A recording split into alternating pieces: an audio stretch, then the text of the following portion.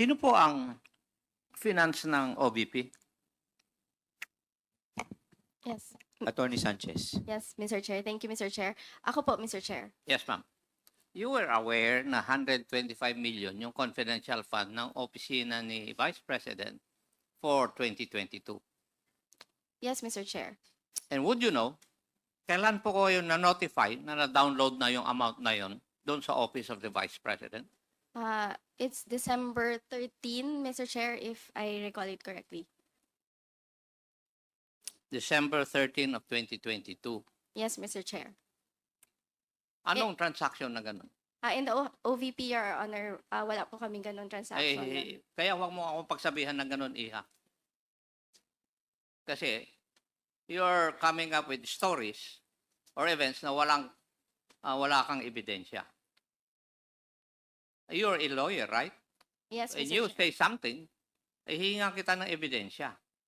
Wala kang may pakita sa akin eh. Yes, Mr. Chair. That's why early on I stated for the record, Hindi, Mr. Chair. pero for a finance officer, you do not know na it is unusual for you to use 125 million in 11 days, 5 of which are holidays. Ako, naging controller ako, alam ko na imposible. Kaya ang ginagawa ng amin ay ino-obligate namin para magamit namin sa next year. At may liquidate namin ng tama. Hindi yung ginawa po ninyo. Diba? Attorney, if you're really well-versed sa finance, dapat alam mo yun. Mr. Chair, again, for the confidential expenses and the handling of the confidential fund, cash advance for confidential fund, hindi po ako involved sa process, Mr. Chair. Okay. Thank you. For the confidential fund of DepEd, Land Bank, ito ba yung 3/4 of 37.5 million each? One time din ba na winidraw ito? 3 withdrawals, 37.5. So, each. ano yun? Every quarter? I will check our records, sir. I cannot remember anymore. So, pwedeng sinasabi ninyo, in 1 month, na-withdraw lahat to. We will check our records, sir. Thank you. Thank you, Mr. Chair. Hindi rin masagot eh. Mr. Chair. Thank you very much, Congressman Acop. Yes, Congressman Flores. Mr. Chair, I would just like to make a follow-up on my suggestion kanina regarding Attorney Sanchez. Do we have that data already as to where?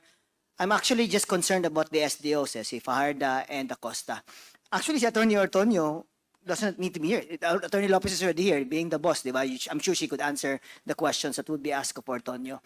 But I just need to know where Fajarda and Acosta are, if they are on official travel. Mr. Chair, I checked with the Central Records Unit of the Office of the Vice President. They are on official travel, Where? What city po? What town? but the travel order only indicated various areas. Mr. Various. Chair. Nandali lang. Sorry, natawa ako dun. Various areas of what po? The Philippines, this planet, or the universe?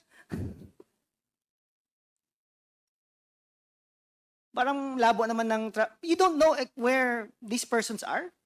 I have no personal knowledge, Your Honor. At Attorney Lopez, you're the Chief of Staff. Wala ba tayong idea man lang, Luzon, Visayas, or Mindanao ba ang activity? Or kasi most of the questions that have been asked, to be fair, could have been answered by these two persons.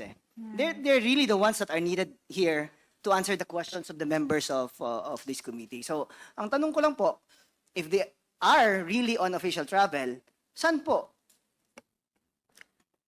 Respectfully, Mr. Chair, Your Honor, if I may read the travel order in toto. All right. Just a moment. Travel Order 2024-1037. In the interest of public service, Edward D. Fajarda is hereby authorized to travel on official business to continue the monitoring and facilitation of the preparations and rollout of the OVP anniversary activities in various areas on November 18 to 22, 2024. And then the second would be while outside of his official station, he is authorized to collect allowance for daily travel expenses, incur actual travel expenses in accordance with Executive Order number 77, chargeable against OVP funds subject to existing Okay, so budgeting, parang accounting. general po yung travel order nila, travel authority nila. But who would be the person in the OVP who could at least give an idea as to where or what part of the Philippines they are in now? Your Honor, as mentioned early on, we do have a rollout of Kaya nga, but I'm sure But meron the naman tong assignments. Ikaw, doon ka. Ikaw, dito ka. Di, posible naman na all over lang sila, di ba? Sino po ang may alam niyan? Kasi, again, I'm gonna repeat why I want them here. Because most of the questions are actually directed to them, di ba? We understand, Your Eh, Honor. pangit naman, kayo tinatanong, ipapasa niyo lang din na dapat sila. It could have been, properly done kung nandito din sila. And we've been treating you fairly naman, di ba? None of you have been We cited in understand. contempt. You're all here. You're all eating your own food nga, di ba? I noticed. I think it's better than our food. Di ba? So, ano? I do understand, Your Honor, but as mentioned earlier, number one, I have not really gone through that. Again, I'm just asking for who among the officers of the OVP would have an idea as to their exact whereabouts? None? Kasi if you're a government officer, di ba? You're assigned to travel. Aren't you supposed to show that this is my certificate of appearance? I went to this particular office to justify your travel. Tama po ba? Di ba? So saan ngayon ang pinupuntahan nila? Is it any of the offices, satellite offices of the OVP? No one will answer? On my end, Your Honor, I really have no personal knowledge. Kasi ang nabasa ko rin po is various areas. Who gave the travel authority? May I see again? Just a moment, please. Sige.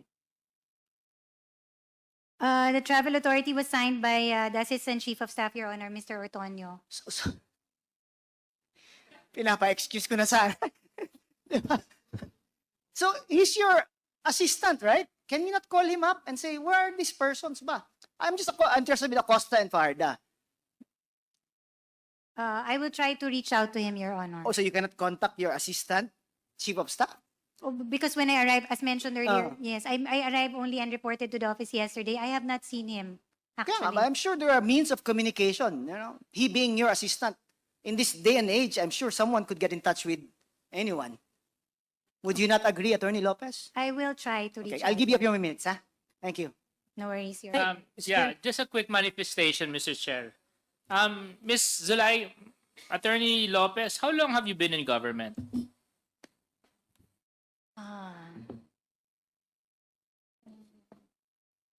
Your Honor, I was a recipient of a loyalty award, so for 10 years. So I suppose more than 10 Okay. years. So previous to your position now, you worked as city administrator of Davao City, correct? That is correct, Your Honor.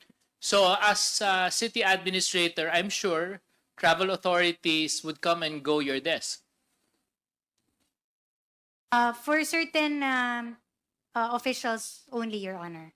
Yes. So but they would come your desk. Ikaw ang pumipirma, ikaw ang signatory, ikaw may authority. That is And you would know that open-ended travel orders are generally prohibited.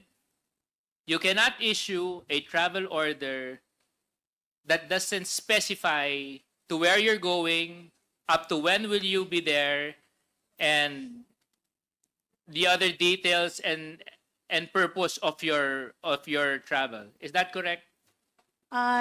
Your Honor, Mr. Chair, the preparation of, when I was a city administrator, the preparation of documents as regard travel authorities is actually handled by the Human Resource Division. Yes, I'm not asking Attorney Lopez who prepares them. Yes. As an attorney and as a city administrator, you know that it is prohibited, generally prohibited, to issue travel orders that are open-ended, meaning no specific place, purpose, and time. Your Honor, I would think that in this case, it can be justified because there is a schedule of activities happening on these dates. So at the very least, I would think that it limits So if you think it's justified, the areas. yes, yeah. In this particular case, Your Honor. Yes, so if you think it's justified in this particular case, let's take this particular case as an example. So what particular places are you speaking of? That is the matter, Your Honor, that was discussed earlier. I would have to ask and check So which areas. therefore, you cannot use this example as that particular case because you yourself have no specific information as to what these various places are.